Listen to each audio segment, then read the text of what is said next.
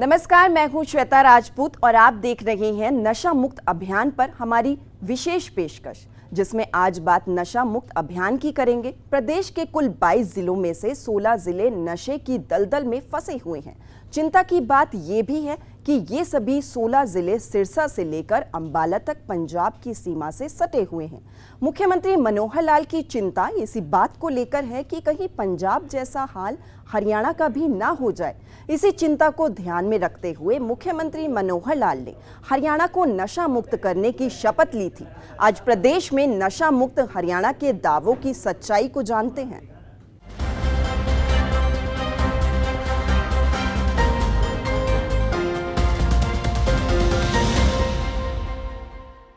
मुख्यमंत्री मनोहर लाल ने हरियाणा को नशा मुक्त करने की शपथ ली हुई है। इस दिशा में कदम उठाते हुए करनाल से साइक्लोथॉन यात्रा का शुभारंभ भी किया गया। इस यात्रा के जरिए साइक्लिस्ट विभिन्न जिलों में जाकर लोगों को नशा के प्रति जागरूक करेंगे। रिपोर्ट देखिए। सब मिलकर नशे को दूर भगाएंगे, एक स्वस्थ प्रदेश बनाएंगे।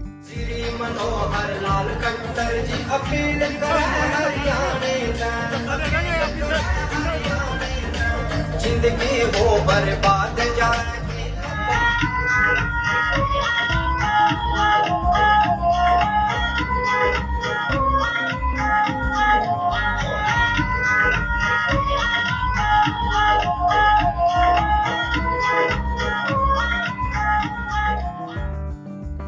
मुख्यमंत्री मनोहर लाल ने 5 मई को अपने जन्मदिन के मौके पर यही प्रण लिया था। अब प्रदेश हित में इसे साकार करने का प्रयास पूरी शिद्दत के साथ जारी है। नशा करने वालों को यह समझाने का प्रयास किया जा रहा है कि नशा सिर्फ आपका नाश नहीं करता है, बल्कि आपके परिवार का, समाज का और फिर धीरे धीरे पूरे प्रदेश और देश को गर्त में डाल देता है। ऐसे में अगर समय रहते इस बुरी लत से दूरी नहीं बनाई गई तो आने वाला समय इतना भयावह होगा जिसकी कल्पना मात्र से रूह कांप जाएगी। वो नशा ही है जिसके जाल में फंसकर एक भला इंसान अपनी सुध खो बैठता है। वो नशा ही है जिसके चंगुल में फंसने पर परिवार में क्लेश, आर्थिक तंगी, लूटपाट की घटना, बलात्कार जैसी घिनौनी और घटिया सोच दिमाग में पनपती है। मुख्यमंत्री मनोहर लाल ने प्रदेश को इस बुराई से निकालने का बीड़ा उठाया है और कई तरह के कार्यक्रमों के जरिए लोगों को नशे से दूर रहने की अपील की जा रही है। नशे के खिलाफ इस अभियान को आगे बढ़ाते हुए करनाल से साइक्लोथॉन की यात्रा शुरू की गई है, जिसे खुद मुख्यमंत्री मनोहर लाल ने हरी झंडी दिखाकर रवाना किया है। अब अगले 25 सितंबर तक इस मुहिम से जुड़े साइक्लिस्ट प्रदेश भर में लोगों को नशे के खिलाफ जागरूक करेंगे।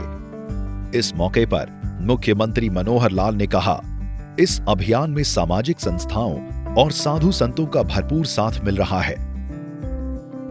हरियाणा में बहुत से जिले ऐसे हो गए हैं जहां हमारा युवा ये ड्रग्स के कारण से, दवाइयों के कारण से जो नशा करते हैं उसकी गिरफ्त में आ गया है। और इसको ठीक करना, इसको दूर करना सरकार तो अपने हिसाब से लगी रही है। साथ में अपने समाज की बहुत सी संस्थाएं, बहुत सी एनजीओ, बहुत से सामाजिक धार्मिक संस्थाओं के लोग इस काम को, इस मुहिम को आगे बढ़ाने में अपने साथ आए हैं। आपकी जानकारी के लिए इसी महीने की 5 मई को इस अभियान की शुरुआत करने के लिए और एक संकल्प लिया गया था। मेरे अपने आवास पर सबसे पहले हरियाणा प्रदेश के साधु संतों ने आकर के ये कहा कि ये एक ऐसी बुराई पैदा हो गई है, जड़ से मिटाने के लिए जो उनसे बन पड़ेगा उनका हम बनाएंगे। प्रदेश भर के सैकड़ों ऐसे साधु सन्यासी संत अपने अपने आश्रमों से इस अभियान को शुरू कर रहे हैं। कुछ ने शुरू कर दिया है, कुछ और इस महीने में शुरू करेंगे।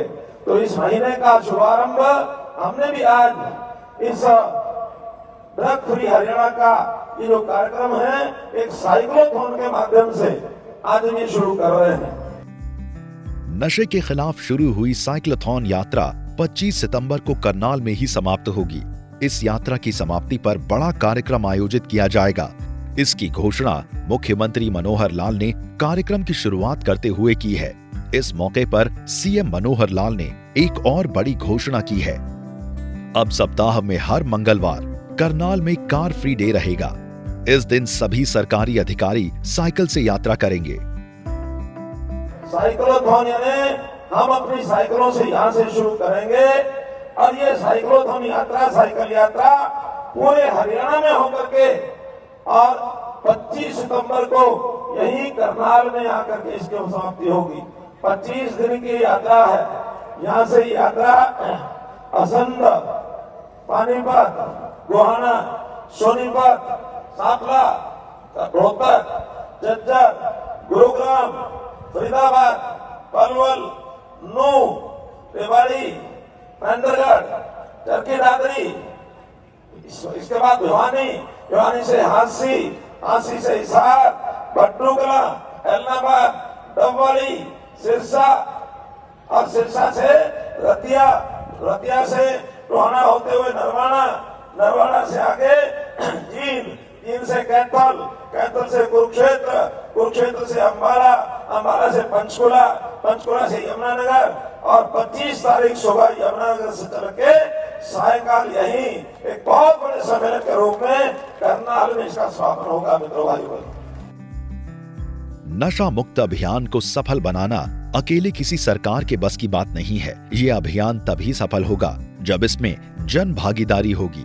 समाज के विभिन्न वर्गों के लोग इसे अपनी जिम्मेदारी समझेंगे। मुख्यमंत्री मनोहर लाल ने संत समाज, एनजीओ, विभिन्न खाप प्रतिनिधि और नशा मुक्ति केंद्र से जुड़े तमाम लोगों से अपील करते हुए कहा कि एक बेहतर समाज के लिए हम सभी को मिलकर काम करना होगा, खासकर उन इलाकों में जो पंजाब से सटे हैं और सबसे ज्यादा नशे का दुष्प्रभाव झेल रहे हैं। आपको बता दें कि हरियाणा के कुल 22 जिलों में से 16 जिले नशे की दलदल में फंसे हैं और इन सभी 16 जिलों की सीमा सिरसा से लेकर अंबाला तक कहीं न कहीं पंजाब से लगती है। क्योंकि हमने बहुत लोगों को कहा कि जो एरिया प्रभावित है, खास करके सिरसा से लेकर अंबाला तक जो बताया, इधर यमुनानगर भी, पंचकुला, ये सारे क्षेत्र में जो प्रभाव ज्यादा है इसका, तो वहां से सब संस्थाओं को बुलाया है और बहुत संस्थाएं, बहुत खापें लगी हुई भी हैं। कल भी एक खाप का मैं समाचार पढ़ रहा था कि लगभग 250 लोग उनके इकट्ठे हुए। उन्होंने 2 बातें बहुत अच्छी कही। एक तो इस नशा मुक्ति के लिए समाज को हमको जागृत करना होगा। सरकार कर पाए ना कर पाए, लेकिन समाज को जागृत करना होगा। ये बात ठीक है। सरकार साधन उपलब्ध करा सकती है, सरकार इंफ्रास्ट्रक्चर ये सब दे सकती है, सहयोग कर सकती है योजनाओं में, लेकिन जागरण का काम सामाजिक काम ही कर सकते हैं, सामाजिक लोग ही कर सकते हैं। राजनीतिक लोगों को तो ये कहा जाता है कि इनका सेवा का या जागरण का इनका क्या मतलब, इनका मतलब तो वोट से होता है। मैं आपको विश्वास दिलाता हूं कि इस प्रकार के कार्यक्रम में भले ही मुझे एक भूमिका निभाने के लिए कहा गया होगा, लेकिन कतई भी इसमें वोट का किसी प्रकार का कोई विषय दूर दराज तक नहीं है। ये सामाजिक अभियान है। बेटी बचाओ बेटी पढ़ाओ ये अभियान हो, पर्यावरण की सुरक्षा ये अभियान हो, जल बचाने की सुरक्षा ये अभियान हो, नशा मुक्ति ये अभियान हो। इन अभियानों से समाज को जागृत करना, समाज की यानी भविष्य की चिंता ये की जाती है।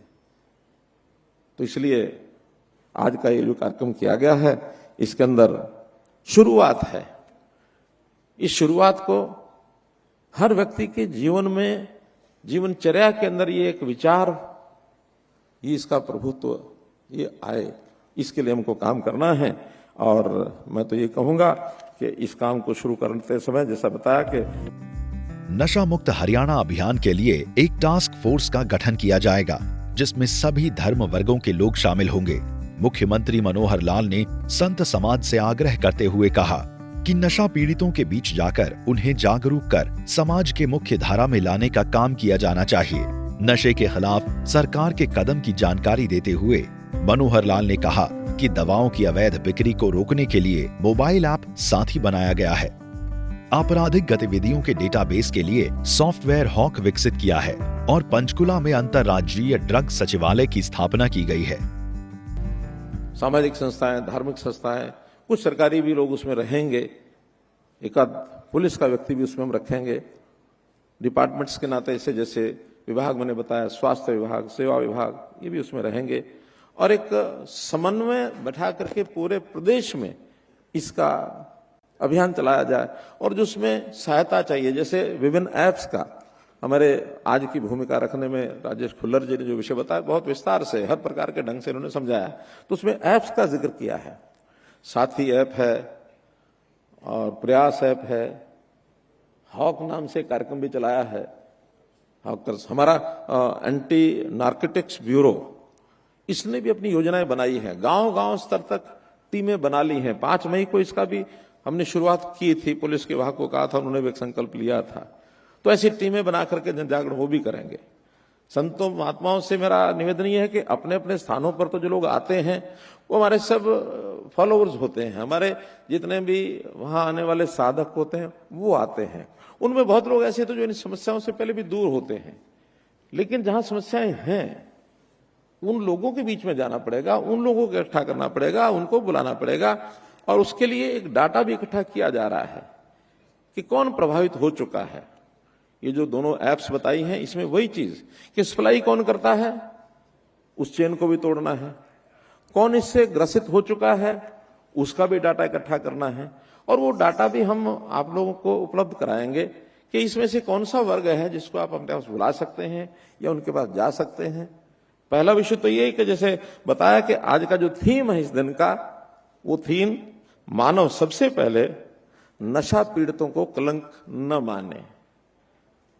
वो मानव है, वो भी कोई भटकता है, मजबूरी में भटक जाता है, कई बार उसकी परेशानियां, मस्तिष्क है, विचार करता है, दिमाग करता है, वो दिन भर सोचता रहता है, सोच में कभी कभी उसकी बातें पूरी नहीं होती तो परेशान हो जाता है, दिमाग है तभी ये होता है। और देखिए कितना नेचुरल बात जो बता रहा हूं कि नशा केवल मनुष्य करता है, कभी कोई पशु भी करता है क्या? क्या पशु नशा नहीं करते हैं? ये मनुष्य करता है। क्यों मनुष्य क्यों करता है?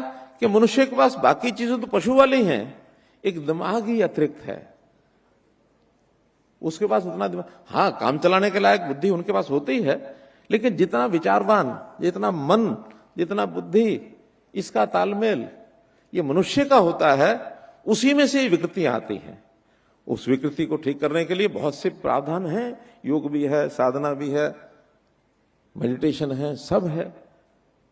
तो इस सब बातों के माध्यम से आप लोग जो करते हैं, मैं तो यही कहूंगा कि इस आने वाली पीढ़ी को हम लोग बचाएं, क्योंकि इससे बर्बादी न केवल व्यक्ति की होती है, कई बार परिवार की भी होती है, समाज की, आसपास की सबकी होती है।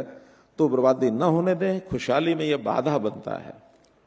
एक विषय और जरूर मैं यहां बताना चाहूंगा कि इस नशे को फैलने में या फैलाने में जो लोग बड़े मोटिवेटेड वे से सहायता करते हैं, उसमें आगे बढ़ाते हैं, उसमें बहुत सी ताकतें ऐसी हैं जो देश विरोधी ताकतें होती हैं।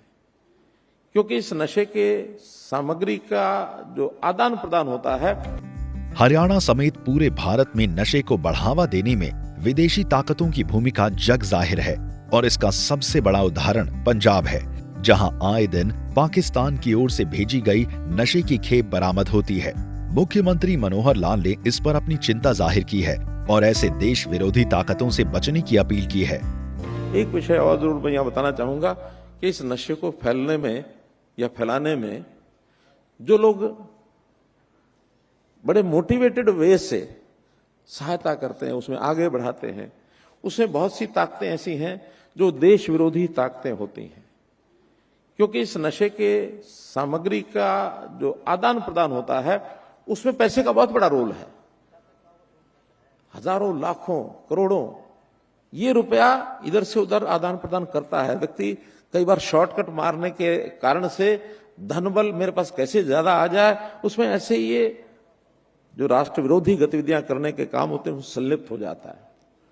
और कभी कभी तो मैं ये देखता हूं, ये जो समाज विरोधी आंदोलन चलते हैं, इन आंदोलनों में भी ऐसे लोगों की भूमिका हो जाती है और उस भूमिका में वो आकर के कैसे चीजों को डिस्टेबलाइज किया जाए, इन चीजों के अंदर वो घुस जाते हैं। आंदोलन के, कोई भी आंदोलन होता है उसका जो टारगेट होता है, उसका उद्देश्य होता है, बड़ा अच्छा होता है, उसमें कहीं कोई दो राय नहीं है। आंदोलन चलते हैं समाज के किसी समस्या को समाप्त करने के लिए, कोई मांग के लिए, वहां तक तो ठीक है।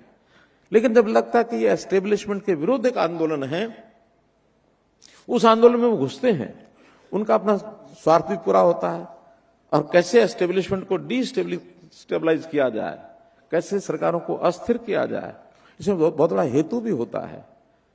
और वहां ये नशा पहुंचाते भी हैं, नशे की आदत भी लगाते हैं, लोगों को उकसाते भी हैं। तो इन सब चीजों से भी हमको सावधान रहना है, सावधानी पूर्वक ऐसे हर चीज को हम ध्यान रखें। मुझे आज इस बात की संतुष्टि है कि हर एक विभाग और संत समाज और बाकी सब लोग इस लेवल पर काम कर रहे हैं।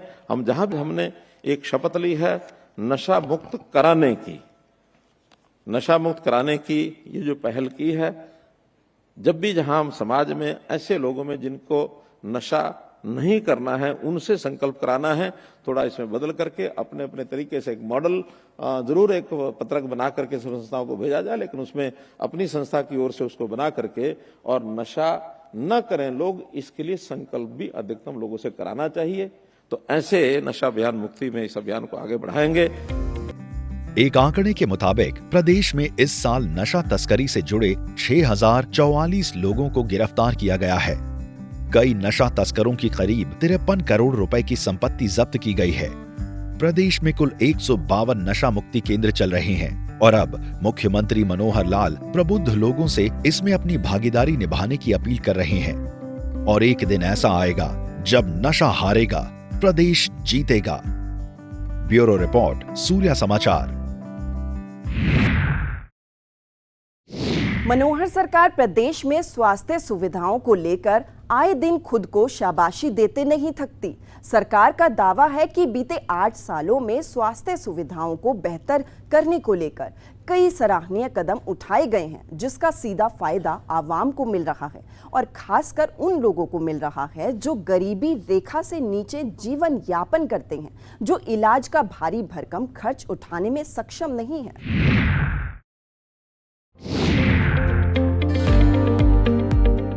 प्रदेश में मुख्यमंत्री मनोहर लाल की सरकार बने करीब 8 साल हो चुके हैं और इन 8 सालों में मुख्यमंत्री मनोहर लाल को जब भी मौका मिला है वो इस बात का जिक्र करना नहीं भूलते हैं कि उनके शासनकाल में बीमार अस्पतालों का इलाज कर जन सेवा के लिए तैयार किया गया है, ताकि गरीब से गरीब व्यक्ति को बेहतर से बेहतर स्वास्थ्य सुविधा मिल सके। एक इतना बड़ा प्रकल्प शुरू किया आयुष्मान भारत का, हमारे 14 लाख परिवार और ऐसे रह गए जिनको उसकी जरूरत थी। उसका हरियाणा स्टेट ने किया, चिरायु हरियाणा बना करके कि हर परिवार को 5 लाख रुपए का स्वास्थ्य का बीमा। लेकिन आज कोई गरीब परिवार जिसके घर में मानो उसके इलाज के लिए परिवार का सदस्य उसका कोई इलाज कराना है, पैसा नहीं है, तो किसी भी सरकारी अस्पताल अथवा प्राइवेट 650 अस्पताल प्राइवेट भी हैं जिनकी एम्पैनलमेंट हुई है, उन 650 अस्पताल में कहीं जाके इलाज कराए उसका 5 लाख रुपए तक का पैसा ये सरकार देगी। तो भाई बहनों, मैं तो एक ही बात कहता हूं कि आप सबका सहयोग अगर निरंतर जैसे मिल रहा है ऐसे मिलता रहेगा तो किसी मामले में हरियाणा पीछे नहीं रहेगा। हरियाणा हर चीज में आगे होगा।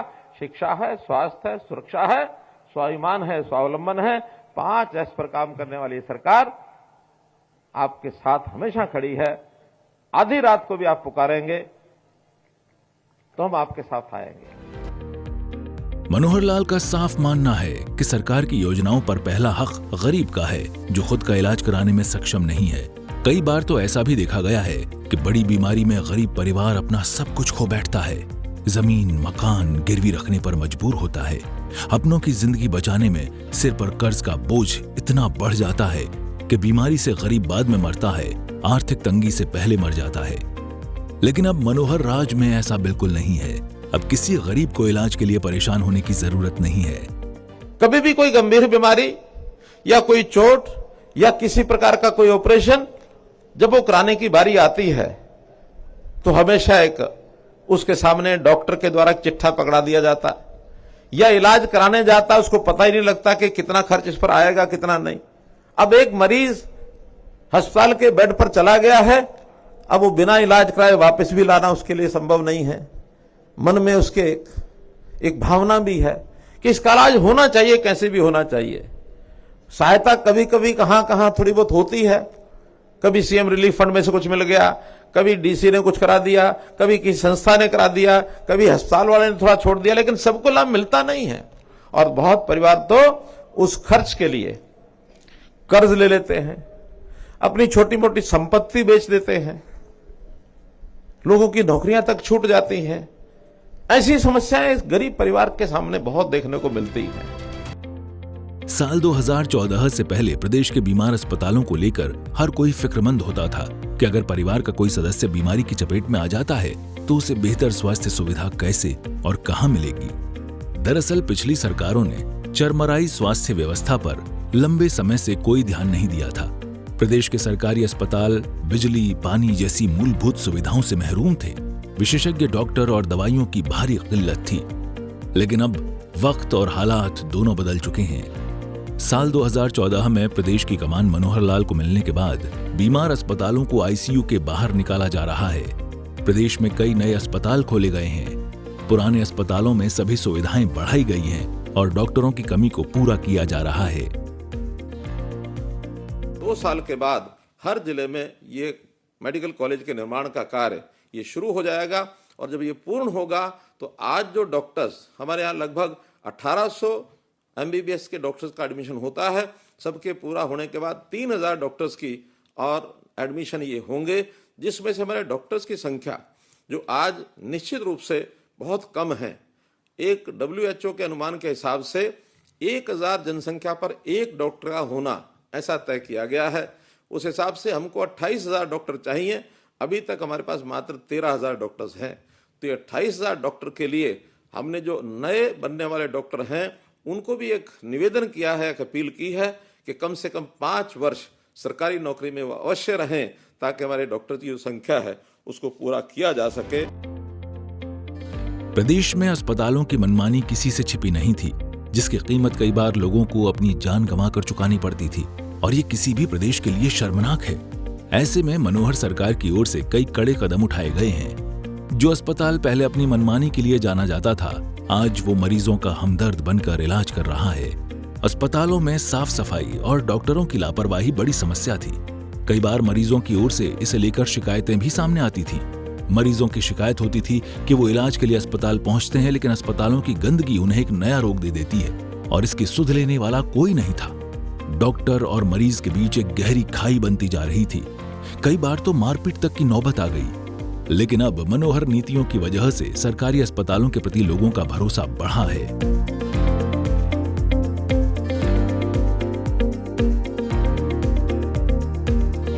कैसा लगा यहाँ उत्तर में उपचार में? सही है सर, अच्छी फैसिलिटी है, टाइम टू टाइम वर्क होता है। तो किस प्रकार की सुविधाएं मिली हैं आपको? कोई परेशानी? इसमें सर एक्सरे वगैरह फ्री हुआ है और जो टेस्ट वगैरह हैं वीपीएल के अकॉर्डिंग मतलब फ्री होंगे। हमें तो जैसे मेडिसिन चाहिए थी तो मेडिसिन हमें बहुत जल्दी मिली, कोई दिक्कत नहीं, सारी मेडिसिन मेरे अवेलेबल थी। आपको बता दें कि पंचकूला का नागरिक अस्पताल देश का एकमात्र ऐसा अस्पताल है जहां मरीजों की भारी भीड़ को देखते हुए सुबह 8 बजे से रात के 8 बजे तक ओपीडी की सुविधा दी जा रही है और इस 12 घंटे के दौरान ओपीडी में डॉक्टर मरीजों के इलाज के लिए तैनात रहते हैं। हर विभाग के स्पेशलिस्ट डॉक्टर मरीजों की सेहत का ख्याल रखते हैं। अस्पताल में इलाज समेत सभी तरह के टेस्ट मुफ्त में होते हैं। बुजुर्गों की सुविधा के लिए अस्पताल प्रशासन की ओर से विशेष व्यवस्था की गई है। नहीं, हमें कोई प्रॉब्लम नहीं आई। हम इमरजेंसी में आए थे कल, बट पेशेंट मम्मा मेरे सीरियस थे तो आईसीयू में शिफ्ट कर दिया। क्या क्या सुविधाएं? सर दवाई टाइम से मिलती है, सब कुछ टाइम से है, ठीक ठाक है। इलाज करते हैं? हाँ जी डॉक्टर। देखो संतुष्ट तो पूरे ही हैं जी। आज तो पंजाब से भी सारे केसेस आते हैं, डेरा बस्सी के आते हैं, डकोली, बल्टाना, सारा इलाका ही हमारे पास सारा है। अब तो आईसीयू की सर्विसेज भी काफ़ी अच्छी हो चुकी है, तो पेशेंट्स का रिस्पॉन्स तो अच्छा है जी। हरियाणा में कई ऐसे सरकारी अस्पताल हैं जहां बेहतर इलाज की सुविधा को देखते हुए पड़ोसी राज्यों से भी मरीज पहुंचते हैं और इसे ही प्रदेश के लिए मनोहर दिन कहा जा सकता है। Bureau reports. तो आपने देखा कि कैसे मनोहर राज्य में एक सभ्य समाज बनाने की कोशिश जारी है। लोगों को नशे से दूर रहने की अपील की जा रही है और उम्मीद की जा रही है कि जब भागीदारी से एक दिन हरियाणा नशा मुक्त प्रदेश कहलाएगा।